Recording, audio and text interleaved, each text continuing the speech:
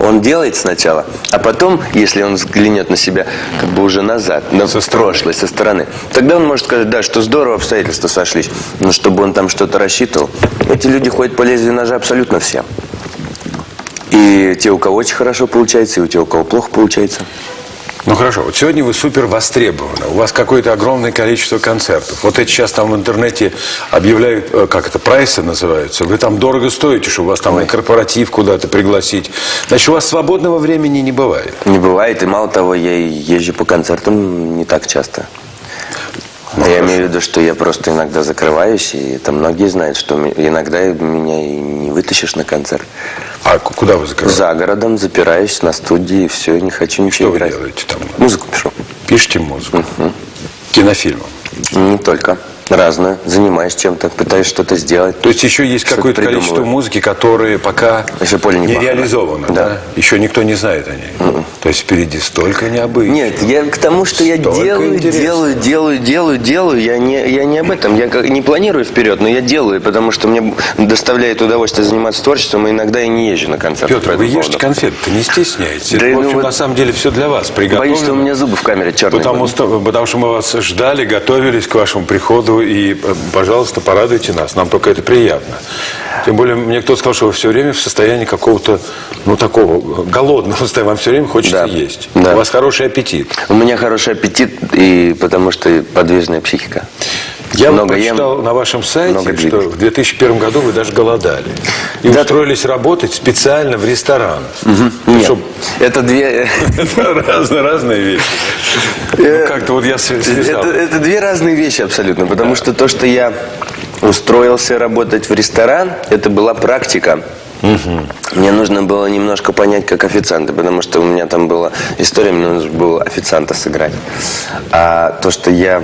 Так. Можно вот на этом месте поподробнее? Да. Была история, что вам надо было сыграть официанта. Официанта в одном фильме, да. А, в фильме. И вы пошли как бы вот попрактиковаться. Да, посмотреть, как он это делает. Как себя ведут официанты с людьми? Мне надо было судьбу сыграть. Мне надо было знать, о чем они говорят за кулисами, когда они сидят и говорят друг другу. Ну что, тебе накапало там что-нибудь? Нет, там пришел какой-то там вообще. И они друг про друга, про клиентов и так далее. И вообще, как они между собой. Какая у них там иерархия. У всех есть иерархия. У всех. И в детском саду вы по Станиславскому. Жизнь человеческого духа. Чтобы сыграть что-то, не просто изобразить официанта. Да, мне надо пойти посмотреть. Надо проникнуть туда. А как же? Это люди, это их жизнь. У вас появились друзья среди официантов? Нет. Не ваш уровень? Не то, что не мой уровень, а просто нет, потому что это слишком фальшиво, если бы они появились за эти 3 дня среди ребят, которые... А, всего 3 дня? Конечно, я пошел попрактиковался. И что, успели за 3 дня? Вот какой вы быстрый, какой вы... Ну, только я же, извините, с 12 до 12 суть-то служил им. Я попросил метрдотеля, чтобы он мне давал команды, как всем остальным. И бегал по его указке везде, на кухню, с кухни, приносил, относил. Такое было? Ну, поели-то от души, наверное. Ни разу. Да что? Кухня не моя была. Я не люблю эту кухню. А какую кухню? Там была кавказская кухня, шафран, ресторан.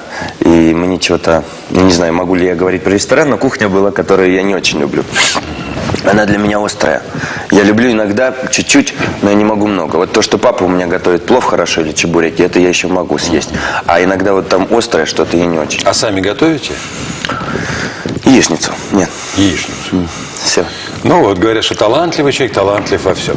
Это к Петру Дранге не относится. Да, не умеет готовить. И сделаем небольшую паузу.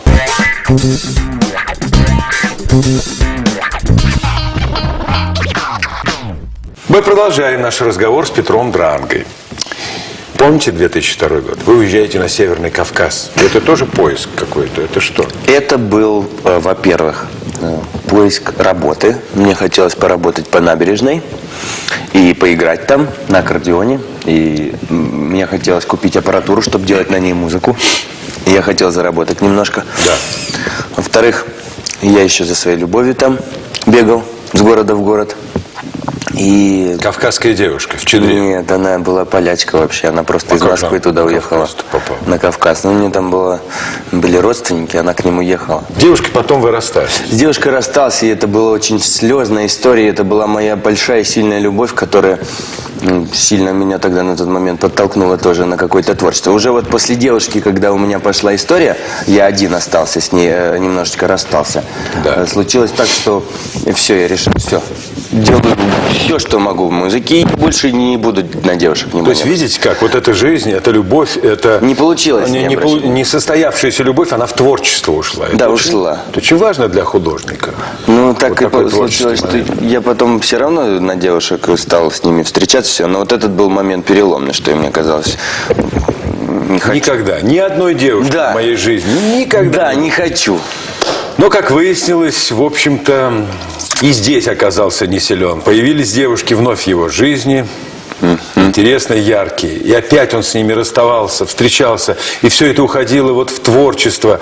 И исполнительское мастерство стало расти, расти, расти. Это помогало? Вот любовь. Состояние влюбленности. Помогает сильно. Сильно? В чем? У тебя эйфория в голове, ты можешь сделать очень много. Порой то, что ты делаешь в студии за месяц, ты можешь делать за один день. Вы что? Да. Вот на сцену выбежал и все, и говорит, что с ним? Что случилось с Дрангой? Посмотрите, как он играет. Вот. Это другое. Это ведущая Светлана Мургунова стояла в клубе и говорит, посмотрите, он ненормальный, что он делает? И он какие-то кульбиты там переворачивался вместе. Значит, это влияет, да, состояние влюбленности. Конечно, это эйфория. Она просто влияет на твою работоспособность. Ты можешь это делать больше, ты хочешь это делать больше. Ну вот еще, вот смотрите, удивительная вещь. В 2007 году вас приглашают в проект «Танцы на льду». Да. Я думаю, ну как, вот человек с аккордеоном, значит как надо так двигаться? Это потрясающий надо проект. его, чтобы он танцевал на льду. И вы танцевали. Я не умел кататься до этого ни разу, и вообще не вставал на коньки ни разу до этого. У меня был очень интересный момент, потому что меня познакомили с Оксаной Грищук.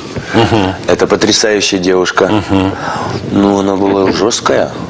Это была такая... Жесткая, но справедливая? Да, справедливая. Я, вот честное слово, приходил самый первый на лед. Каждый день в 6 утра. Потому что так решила она. И я, как мужчина, решил с ней не спорить. И я решил не пререкаться, не делать с ней никаких вот этих вот долгих дискуссий. Потому что я понял, что дело здесь серьезное, и она просто так со льда не уйдет. И если уж мы решили нырять вместе в эту историю 4-месячную, то придется ее слушать. Ну, надо сказать, что у вас все получилось. Да, Это уже дело прошлого, но именно в тот момент, наверное, вы сказали, что вдохновение ко мне приходит от стресса. Вот это было очень странно. Стресс обычно разрушает человека. Да, и люди заболевают, в общем-то, от стресса. Да. Ну, как говорят, все болезни от нервов. А вот у Дранги у него от стресса вдохновение стало приходить. Да, бывает такое. Знаете, и он начал говорить, поставьте ее в кулису, я вам так сыграю, как вот настоящий кавказец. Это знаете, как бывает? Вот если, к примеру, у вас стресс, а вы ва-банк идете дальше в жизни. Это немножко глубже, чем просто. Это не то, что вот у меня моя собственная линия, я ее все построил, я все делаю хорошо. Понимаю, значит, вы умеете бороться с этими стрессами. Не то, что бороться, иногда даже приходится кардинальные методы выбирать. Нужно просто идти резко куда-то в сторону, да?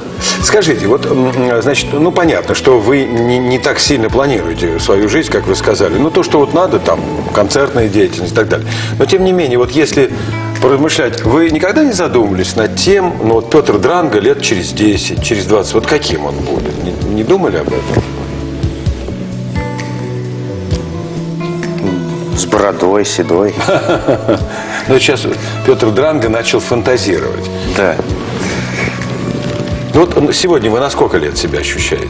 Ну не на 20 же 6. Нет, моложе. Моложе? Угу. А бывают такие моменты, когда вдруг старше? Ой, это ужасный момент. Ну, бывает. Я их ненавижу. Когда вдруг вы чувствуете, понимаете, я заумничался. что ваши сверстники, они идиоты, они глупые люди.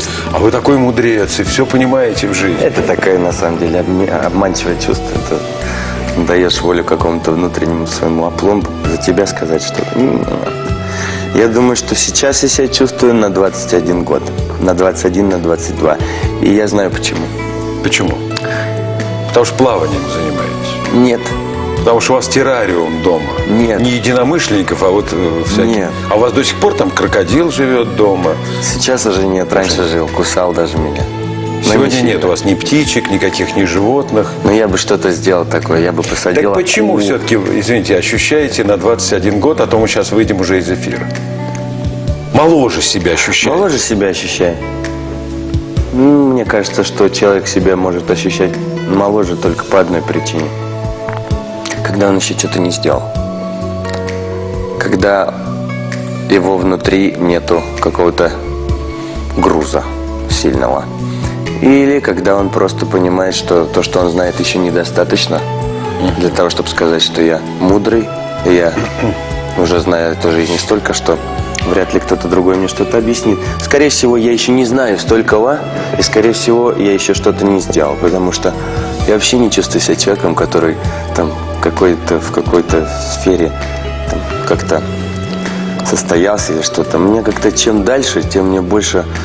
Я возвращаюсь в тот возраст, когда вот ребята бегали в футбол, играли, а я нет. Мне хочется теперь побегать и поиграть чем-то сильно в футбол. Главное, что у вас есть интерес и аппетит к жизни. Да. Аппетит к познанию, знаниям. А это и есть развитие. Это и есть молодость. Состояние молодого человека. Потому что это состояние может быть и в 20 лет, и в 30, и в 40, и в 50, и даже в 90. Вот Владимир Михайлович Зельдина, знаете, ему 95 лет. Да, он тоже себя чувствует ощущение, что он еще что-то сделать хочет. 20-летним человеком. Вот.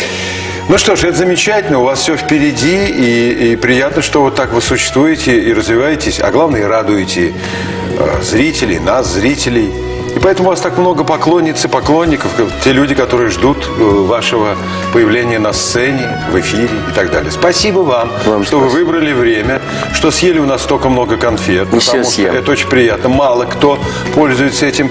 А у нас есть такие партнеры, «Золотой трюфель», да, это вот они. Они вот приготовили для вас вот такое. Знаю, что вы любите сладкое. Спасибо большое. Я очень люблю сладкое. Аккордеонист, артист Петр Дранга был героем программы «Разговор». Я, Александр Мягченков, прощаюсь с вами. Всего доброго, до завтра.